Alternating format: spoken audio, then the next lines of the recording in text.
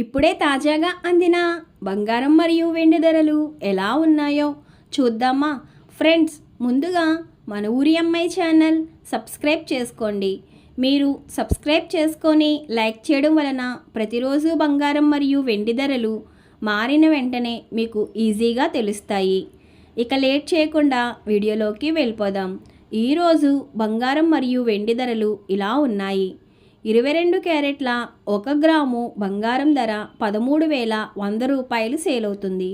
22 క్యారెట్ల 8 గ్రాముల కాసు బంగారం ధర 1,04,800 రూపాయలు సేల్ అవుతుంది.